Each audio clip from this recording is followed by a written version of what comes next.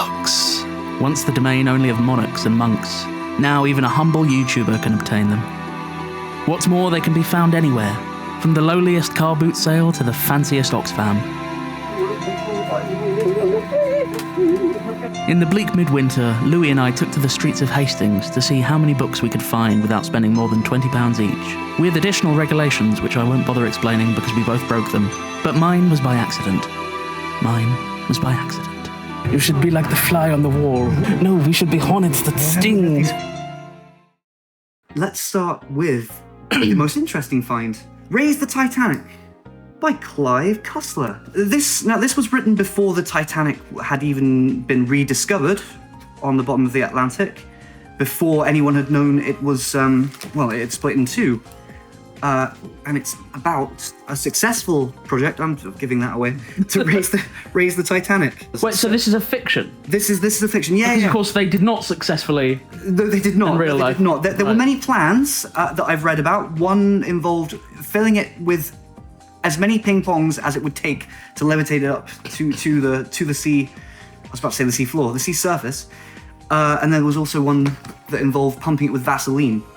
Obviously, this is ludicrous, but to me, the Titanic, because of the film, is such a 90s thing that it's weird to remember media about the Titanic from before the 90s, despite the fact, obviously, it was in the 10s, wasn't it? 1910s. There was plenty of it. There was a silent film that was made about 20 days after the sinking, featuring someone who was on the damn ship. She was an actress, actually. That's Raise the Titanic. Can't wait to read that in about 5 years. Bill Clinton's novel. There was no way I was ever going to buy this for more than 50 pence. And luckily, that's how much it cost. The price is right, because James Patterson is famously like one of the most slop thriller writers. Like Stephen King, of all people. And I think Stephen King's a great writer, but like, if anyone's been accused of slop, it's be Stephen King. And he is like, no, the man is just like, it's doggerel. From what I've heard, he doesn't do much of the writing himself anymore. He's really more of a delegator. He gets Bill Clinton to do it. He gets Bill Clinton to do the writing for him. The president is missing. The world is in shock. Terrorists are planning a devastating attack, and they have help from traitors inside the White House. The only thing standing in their way is a president determined to save his people, even if it means putting himself in mortal danger. Say what you like about Bill Clinton. The assembled dignitaries eat a light breakfast of bagels and fruit and coffee in the eat-in kitchen overlooking the backyard and woods as I update them on where we are so far.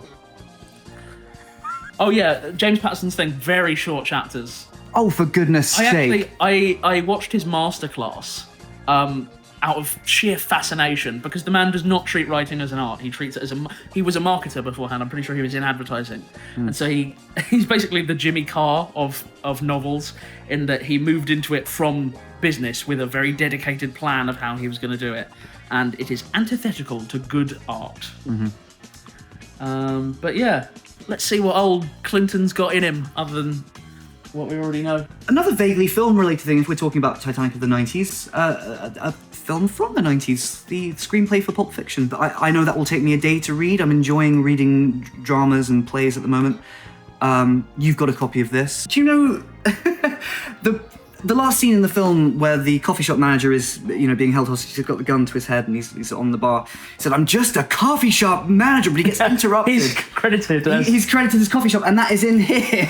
Random pulp thriller. It was an architectural masterpiece. Every young couple's dream house. Suddenly, within it and everywhere around it, families begin to suffer, to go mad, to die. And then the family next door knew that their turn was next, that the house could not let them live, and that to survive they must enter and destroy. Sounds to me like an Amityville ripoff. Amityville. Did you hear the way I said that? Sounded a bit Alan Bennett. Mother and I went to the Amityville house again today. She said, "Graham, there's a little pig girl there in the shadows with glowing red eyes." I said, "Mother, take a tablet." We've got a play by Alan Bennett that I've never heard of. I just like to read more Alan Bennett. The guy's wonderful to listen to, and a wonderful writer. Graham, have a tablet. The thing is, honestly, love Alan Bennett, love his stuff. But play-wise, really only familiar with The Talking Heads Obviously, most of which were for TV, but some of them were done on stage. And the History Boys, and which is a fairly modern one, and know very little about the rest of the plays. Well, that's kind of what I'm trying to read more plays recently since I've been getting back into theatre in a big way. It's fulfilling my heart quite a lot, so it's time to read more plays by a variety of authors. Kenneth Alsop, Hard Travelling. It's basically a book about the reality and the myth of the American hobo. In order to trace the origins of the various types of hobo and their effect on American life, Kenneth Alsop travelled 9,000 miles across the continent following old hobo routes, interviewing and researching as he went along.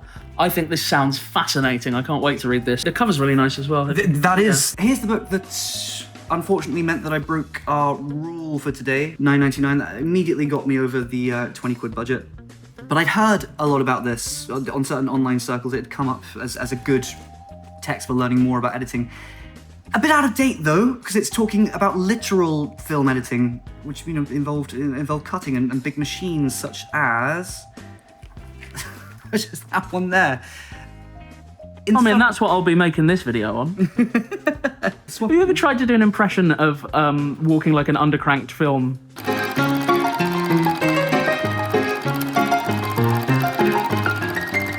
It's kind of like that. That's quite good, yeah. That was good. I appreciate you lauding all of your film-related purchases over me, considering the challenge placed upon me. It was really tough to abide by the rules.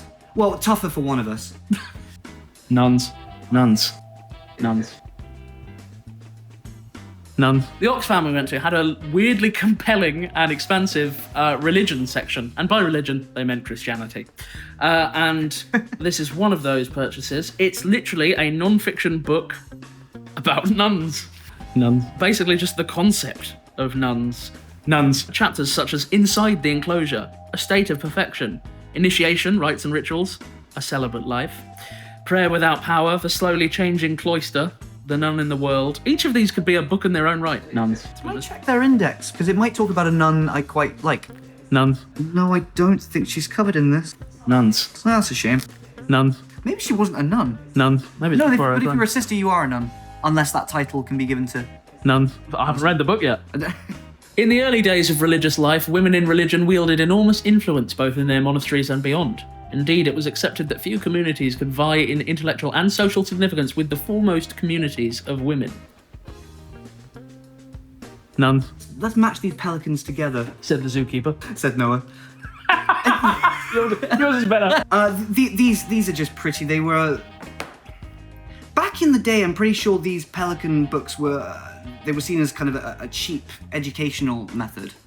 To this day, though, kind of. To this day, they are. Obviously, a tad out of date. The Communist Manifesto didn't have a copy. I think that should be on everyone's bookshelf, every self-respecting person's bookshelf.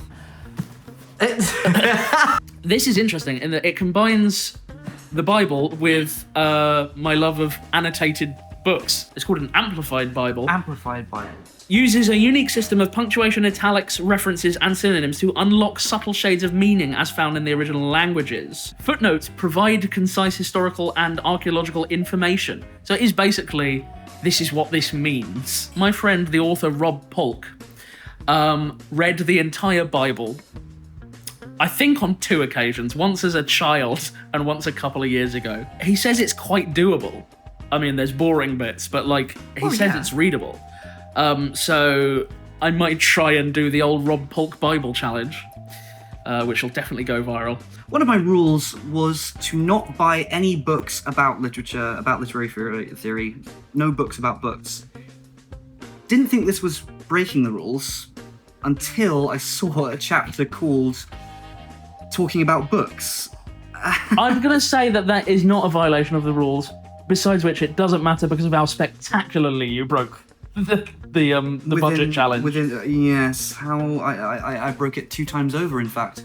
No, not 2 times over, once over.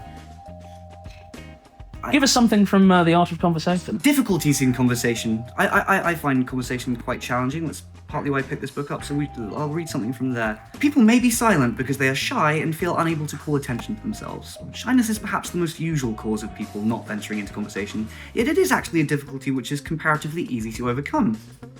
efforts can be made, and here there is the consolation that practice really does enable one to get over this disability. It's just tough love. Go on, spit it out. Just try it! King's Speech. This is interesting because it has a story. The Tooth Fairy by Graham Joyce.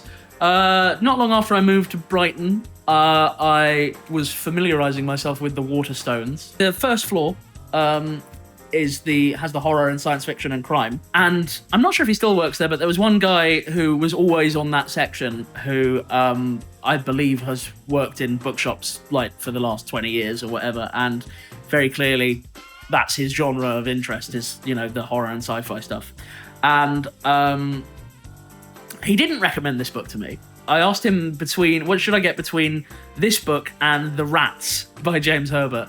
And he recommended The Rats because, it's kind of such a classic of that era of, British horror. James Herbert was basically our Stephen King. Yeah, I've got The Fog by him. I bought The Rats that day on his recommendation, but I was like, that Tooth Fairy sounds good. So I came back and bought The Tooth Fairy, and when I eventually read it, I was like, this is now one of my favourite novels. So I lent it to, who else? But good old Louie. Behind the camera. Yeah. And I said to Louie, I haven't felt this excited about a novel in such a long time. I described it to you as being it's almost like weaponized nostalgia. I was like, oh, my heart, it's particularly if, like us, you grew up, at least partly, in a fairly rural area.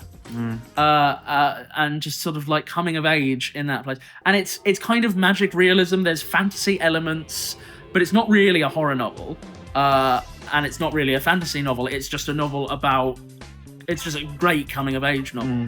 It does have a literal tooth fairy in it. Yeah. Who is not your friendly tooth fairy.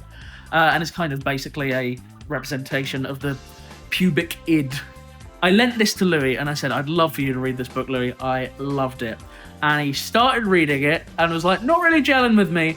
And that was 4 years ago and he hasn't finished it. He's still got my copy. Give it back. So I have decided that I bought this one and Louie keeps my old one, which is a newer edition, which is not as cool looking as this one. This one's got this really creepy fucking picture. Well, here's the thing. I know we've promised to do this in previous book forages, but since we now each of us have a copy of that, perhaps it's time we are going to read a simultaneous reading. Yes, and it's not a long read. I did it. And have a conversation about it. It's not a long read at all. I'm pretty sure I did it in an evening or two.